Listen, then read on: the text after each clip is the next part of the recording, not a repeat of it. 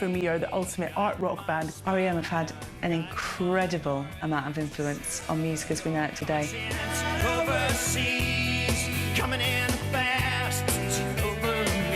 They are the band who blurred the distinction between alternative and mainstream. The acceptable face of the unacceptable.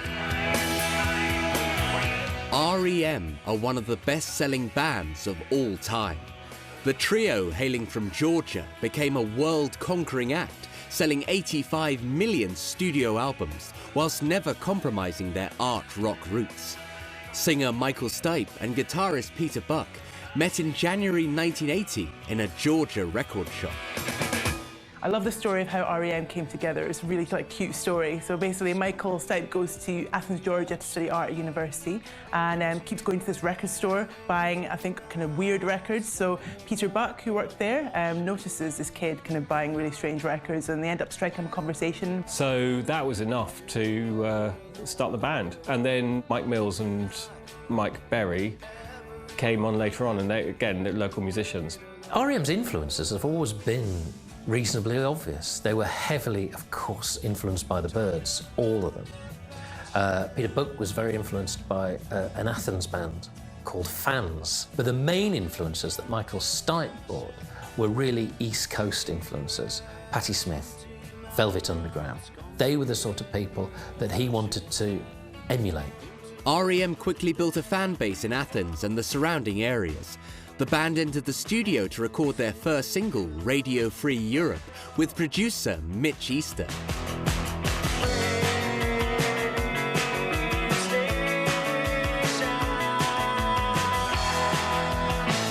R.E.M's first producer was Mitch Easter. He was a member of the alternative American band Let's Active, and he was a very hip figure at the time. Now, in terms of production, he was the person who gave R.E.M. that murky, unusual sound where the melodies were hidden, but they were still there.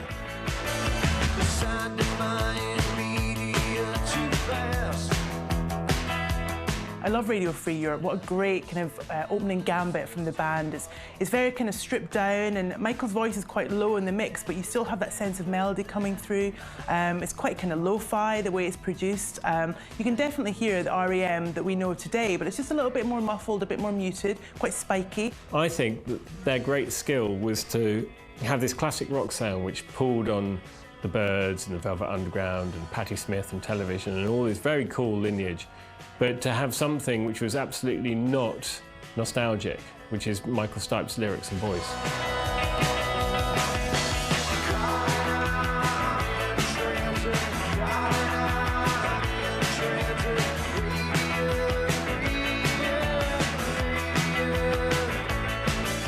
They had, I think, about 1,000 pressings of that, and it sold out so quick. They didn't do any more, which was the right thing to do. And lots of people were talking about it and still do talk about it. So it definitely was a good sort of start critically and for the fans as well. Due to the success of the single and growing interest in the act, R.E.M. were offered a deal with the major label RCA, but instead signed to the independent IRS Records. Did you never call? I waited for your call. Those words of suggestion were driving me away.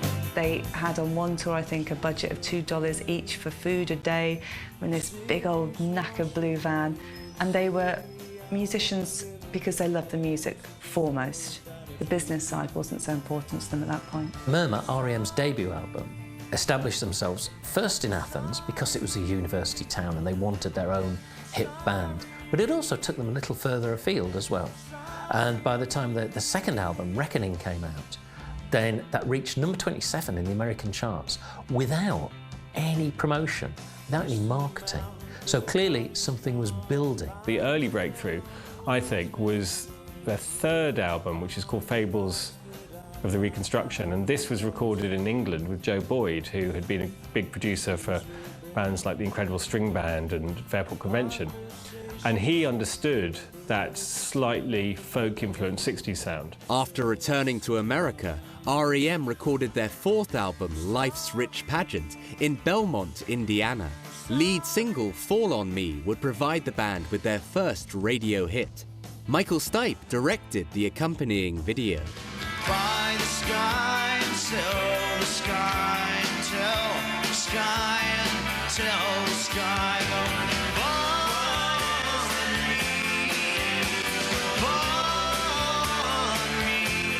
Follow Me is such a beautiful song. Like, I love it. Every time I hear it, it kind of gives me goosebumps still. I think it's Michael's vocal that really does it for me with this song. It's really high up in the mix. So you can hear it's beautiful. And it's just a really stunning track. Talk around the problem, building towers for siders and anything at all. Life's Rich Pageant became R.E.M's first album to go gold.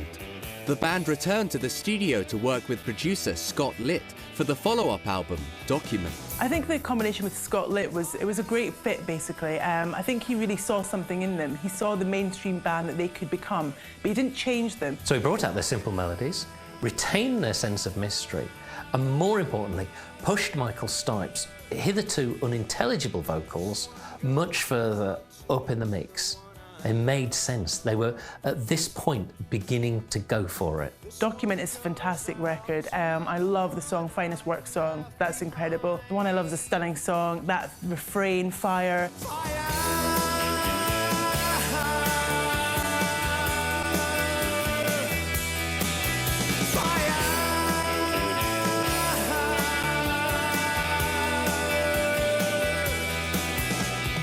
The one I love is possibly the most misunderstood in R.E.M's canon. It's a sort of song that's played at weddings for people to hold hand and slow dance to.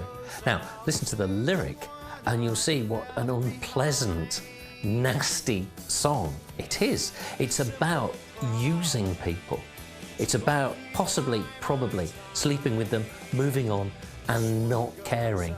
And that, in a sense, was the hard underbelly of R.E.M's softer side. With the band's contract with IRS at an end, they signed to Warner's.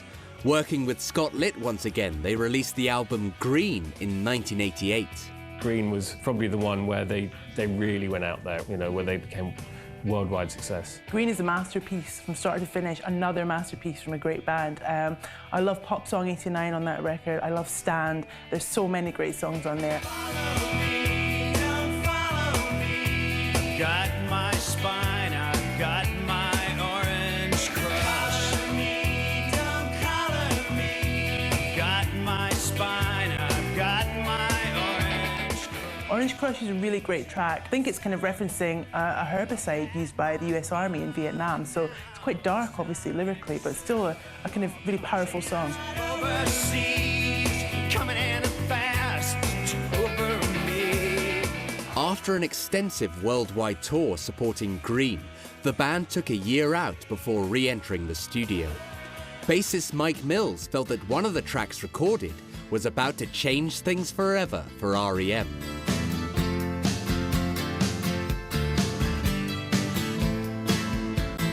Oh, life is bigger. It's bigger than you are not me. Losing my religion was a life-changing moment. Michael Stipe said this was the moment where R.E.M. left all the freaks behind. It really was the moment where I think you could have gone on holiday and heard it on the radio just walking past a shop. It was a song that everyone could really relate to. I set it up. That's me in the corner. That's me in the spotlight, losing my religion. Out of Time was again yet another giant leap forward. They were pushing their agreement with Warner Brothers that they had complete creative control to the limits, but the record company weren't stopping them because they were coming up with gold every time. I thought that I heard you laughing. This here is the place where I will be staying. By 1991, R.E.M. were household names due to the success of Losing My Religion and Out of Time. But their next move would make them global stars. After they'd finished all their touring and promotional duties with Out of Time, Instead of taking a break, they went straight into recording Automatic for the People. It's documented that the band tried lots of different ways to write. So they would sit in a practice room and they would swap instruments, they would write without drums. You just literally are doing it on feel and sound and touch. Sometimes that brings out wondrous results.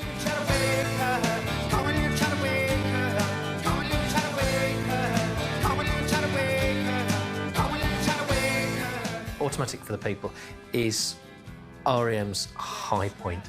It's one of the greatest albums of its era. It was moving, it was wry, it was funny, it was slightly slower than all their other albums. And that just made it stronger. Night swimming deserves a quiet night.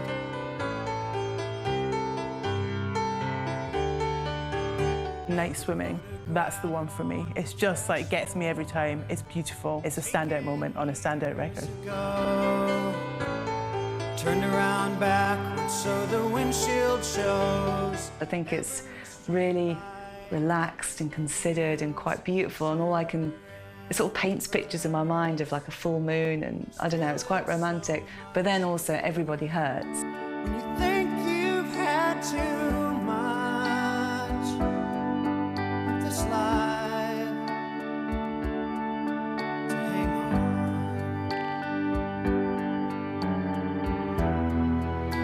Well, everybody hurts,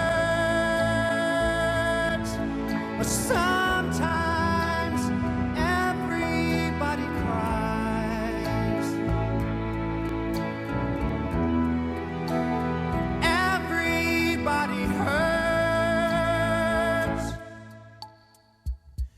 sometimes. Automatic for the People sold 18 million copies and is widely regarded as one of the best albums of the 90s.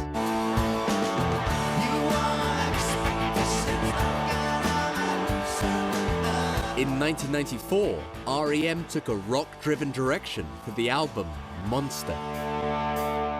Monster was much more aggressive and louder and plugged in and distorted, and it was a nice contrast, I think, to some of the tracks that we'd had off the previous album. So yeah, it was another chapter for the band to keep people guessing what would come next. It does sound like a classic 70s rock album. It's not exactly Stonesy, it's a bit more like, it's almost like Alice Cooper or something, you know, it's got these kind of really quite basic, big guitar sounds. And Michael Stipe, for that album, did a very interesting thing. He wrote in character. So he wasn't writing from his perspective, he was writing from the perspective, I think, mainly from kind of obsessive and slightly seedy fans, of which the band probably had many at that point. Monster saw the band embark on their first tour in 6 years. It proved tough, though, with each member of R.E.M. the subject of ill health.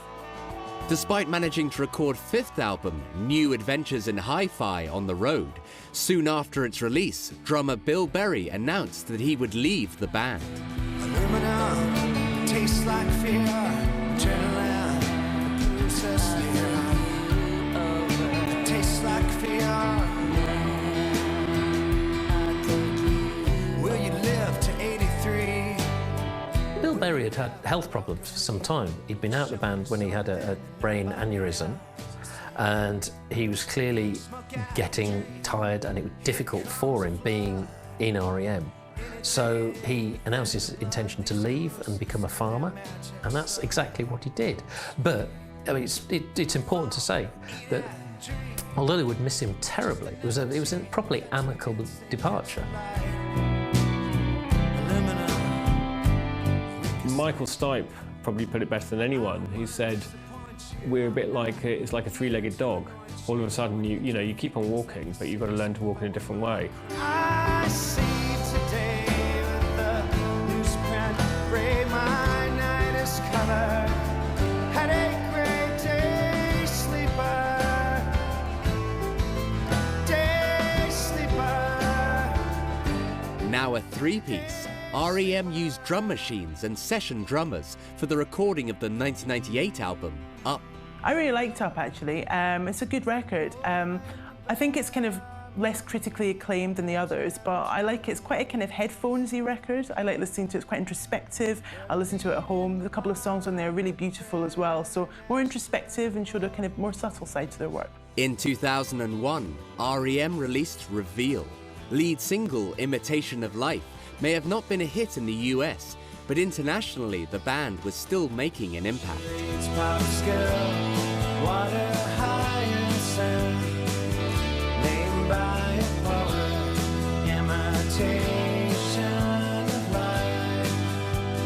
Since R.E.M's great period, people wanted them to be better than they were, but occasionally they hit the bullseye again, and they did with Imitation of Life.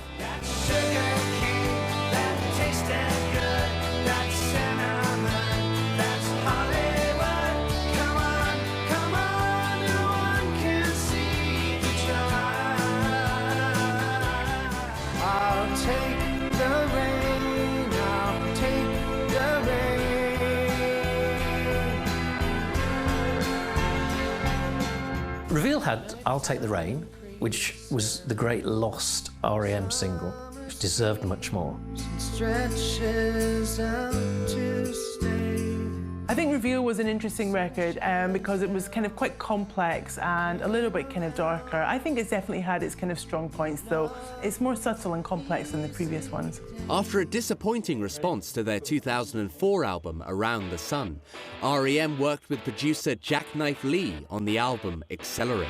Everybody here comes from somewhere. Around the Sun had sounded very rushed. It was very rushed, and the band didn't like it. Accelerate was a much better bet. At the summer camp where you volunteered.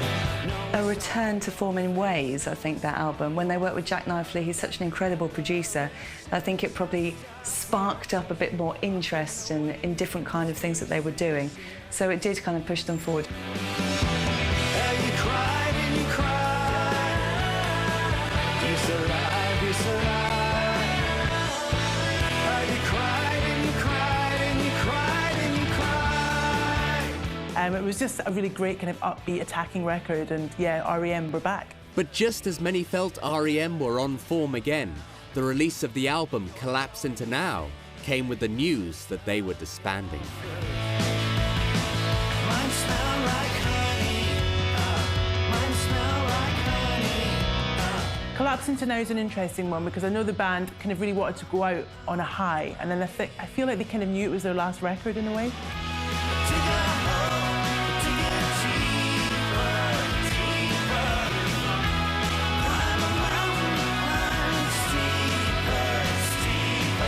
The band said they went on lots of tours around press and radio stations and magazines when they said they were breaking up to kind of explain why. And they just said no other band has ever split up as friends. You know, they just came to the end of it. 31 years, they'd put out something like 15, 16 albums. You know, just the amount of stuff that they'd achieved artistically and creatively, it's just always good to leave on a high. If you believe they put a man on the moon, man on the moon. If you believe there's nothing up their sleeve, then nothing is cool. R.E.M's influence on music has been huge. They are the band who blurred the distinction between alternative and mainstream.